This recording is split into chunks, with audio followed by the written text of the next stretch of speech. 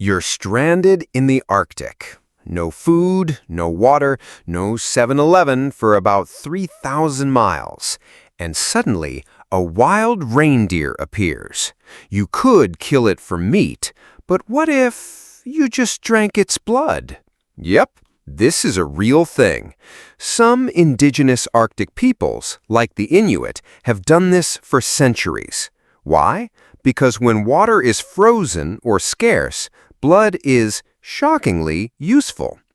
Warm, full of iron, full of salt, basically, it's nature's lukewarm Gatorade. But here's the catch. Your kidneys hate blood. Too much of it, and you go from hydrated survivor to organ failure in progress. It's like taking shots of beef-flavored seawater. Doable? Sure. Smart? Not for long.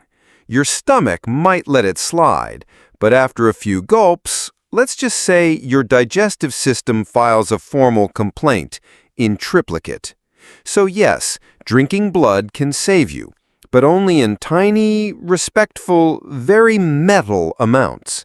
Basically, your inner vampire has a 5-sip limit. After that, even Dracula would be like, bro, chill. You're freezing to death. Your fingers are icicles, your teeth are clacking Morse code, and your brain quietly suggests, hey, maybe pee on yourself. As horrifying as it sounds, warm urine, straight from the source, is about 37 degrees Celsius. That's warmer than your current situation. And in survival mode, dignity is optional.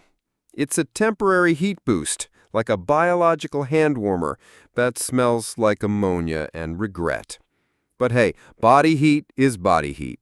And guess what? You're not the first. Real-life mountaineers and explorers have peed their way to survival, which means someone actually tested this theory repeatedly, probably while crying. Side note, no, this doesn't work for jellyfish. That's a myth. In fact, peeing on a jellyfish sting can make it worse, so don't go full Bear Grylls unless hypothermia is at the door. So yes, peeing on yourself might save your life, but it'll also save you from ever being invited to a dinner party again. Survival, 1. Self-respect, 0. You're starving, your brain's scanning the horizon for food, and then it lands on the dirt. Actual dirt. And you're like, no way. But your body, it's like, might be worth a taste. Welcome to the weird world of geophagy, a fancy word for eating earth. And yep, it's a real thing. Animals do it. Humans have done it for thousands of years, sometimes for minerals, sometimes for survival, sometimes just because their body needed something. Clay, for example, can bind to toxins in your stomach, like nature's Tums. It can even provide iron, calcium, or help your gut recover when you're living on nothing but regret and tree bark. But, and this is a big but, not all dirt is dinner-worthy. Some soil is full of bacteria, parasites, or heavy metals. So while your body might say yes, your intestines might scream absolutely not. In survival, your instincts might get weird. And sometimes those weird cravings are ancient biology trying to bail you out. Just maybe don't start licking sidewalk gravel. Even desperation has standards. Elephants do it, parrots do it, your ancestors did it. So if it ever comes to this, you're not gross. You're just wildly adaptive. Congratulations, you've unlocked Earth Eater mode. Achievement unlocked. So you've got one granola bar left. Do you nibble on it slowly like a squirrel in denial, or just not eat it at all? Believe it or not eating might actually be the better move. Here's why. When you eat just a tiny bit, your body goes, cool, food's still coming, and keeps burning energy like you're at brunch. But if you stop eating entirely, it hits the emergency switch, called ketosis, and starts burning fat for fuel. In ketosis, your liver breaks down fat into ketones, a cleaner, more stable fuel for your brain. You actually feel less hungry, more alert, and weirdly focused, like your body's gone into CEO mode to keep you alive. Rationing scraps sounds logical, but it can leave you weaker and more miserable than fasting altogether. It's like trying to drive across a desert on just enough gas to stall out halfway. People have survived weeks this way. It's not glamorous. You don't suddenly get abs, but your body becomes weirdly efficient at staying alive on nothing. Basically, you turn into a reluctant monk with excellent metabolism. Disclaimer, this only works in life or death situations. If you're doing it for a detox cleansed, congratulations. You're voluntarily simulating famine. And that's a survival trick your ancestors would definitely roast you for. Raw meat. You know it's risky. You know it could ruin your intestines faster than a gas station hot dog. And yet, in survival mode, that glistening slab of unseasoned sadness might be your best option. Arctic peoples, like the Inuit, have eaten raw meat and blubber for generations, not because they're into primal sushi, but because cooking destroys vitamin C, and no plants grow in an icebox. That's right, meat has vitamin C, but only if it's raw. When you're starving, that raw meat hydrates you, feeds you, and keeps scurvy away. Your digestive system? Surprisingly chill with it, at least in the short term. As long as it's fresh, your body's like, we can work with this. But don't get brave. Raw meat today comes with bonus bacteria, parasites, and maybe an ER bill. This is not your sign to order steak tartare during a blackout. In life or death, raw meat could be the difference between surviving and becoming the forest's next skeleton. It's not gourmet, it's not even medium rare, but hey, your ancestors didn't evolve to cook. They evolved to live. So when your stomach growls and the fire's out, just remember, sometimes survival means dining like it's 10,000 BC, with a side of risk and a hint of, please don't sue us. You're lost. It's cold, quiet, and terrifyingly empty. And then, clear as day, you hear your mom calling your name from behind a tree, which is weird because she lives 3 time zones away.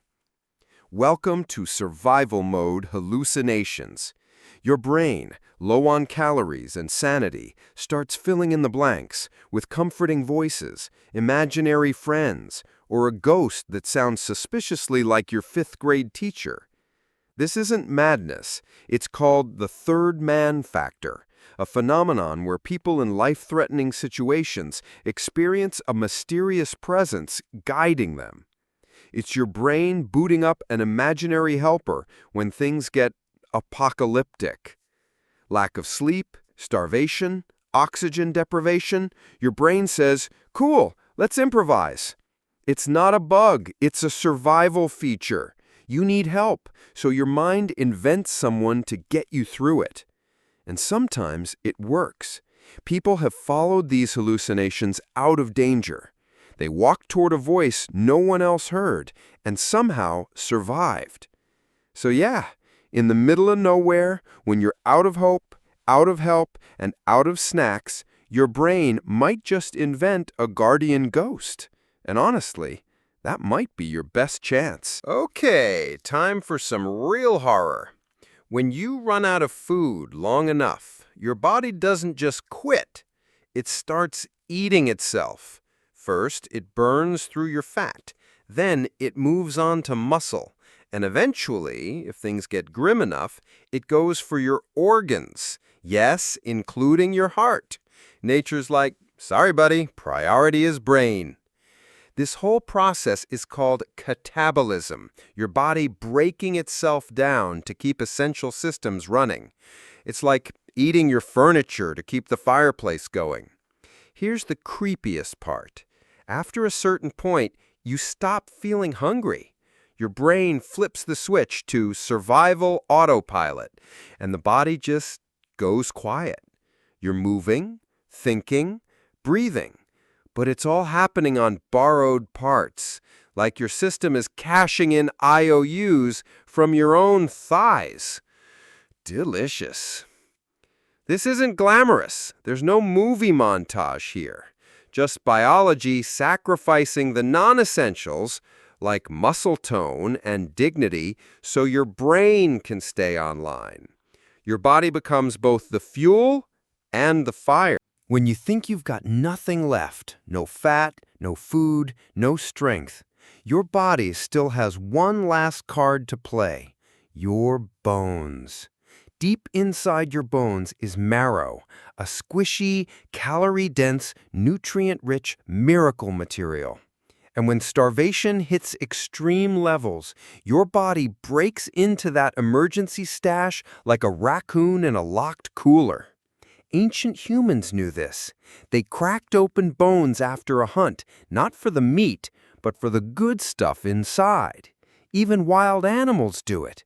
Bone marrow is the original protein shake.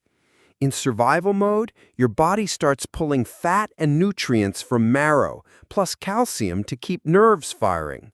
It's like your skeleton saying, "Fine, I'll help, but this is not sustainable." Over time, you'll get weaker, bones get brittle, immune system tanks, but it keeps you just alive enough to crawl another day. This is your body's version of burning the furniture for heat, except the furniture is your spine. So yeah, when survival gets desperate, your body doesn't just adapt. It gets macabre. It uses you to feed you, bone by bone. You're dangling off a cliff, heart pounding, palms sweating, brain doing cartwheels, and you let out a primal, blood-curdling scream. Guess what? That scream just saved your life. Screaming activates your sympathetic nervous system. That's the fight-or-flight switch. Suddenly, adrenaline floods your bloodstream, pain tolerance spikes, vision sharpens. Your whole body's like, "Okay, game on." It's basically pressing the turbo boost button on your nervous system. Loud, embarrassing, and wildly effective. Shouting doesn't just alert help, it supercharges you. Bonus fun fact: screaming helps regulate body heat. Rapid breathing moves warm air through your lungs, heating your core slightly, just enough to matter when your teeth are playing xylophone. Also, predators hate noise. A screaming human sounds broken, unpredictable, and very not tasty. Bears prefer silent snacks, not banshees with vocal cords of chaos. So yeah, screaming isn't weakness, it's a biological war horn. Cry later, yell now. Your nervous system is listening. You collapse. No heroic pose, no dramatic music, just out cold. And oddly enough, that might be the exact thing that saves your life. Passing out under extreme stress isn't your body quitting, it's your brain hitting the emergency reset button. Blood pressure drops, oxygen use slows, muscles shut down. Your system enters a low-power mode, like an old laptop desperately clinging to 2% battery. In hypothermia, this shutdown helps reduce heat loss. In trauma, it preserves brain function. It's like your body is saying, "Okay, you clearly can't handle this, let me drive for a bit." Ironically, people who panic move more, burn energy faster, and crash harder. But those who pass out, they conserve oxygen.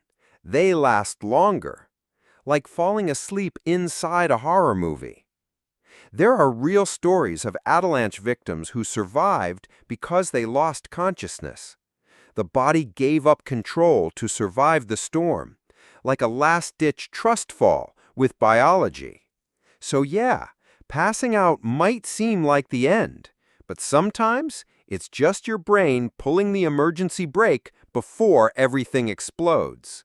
You're shivering uncontrollably. It's loud, it's miserable. You feel like a malfunctioning washing machine on the spin cycle. But plot twist, this is your body trying to save you. Shivering isn't weakness, it's thermal self-defense.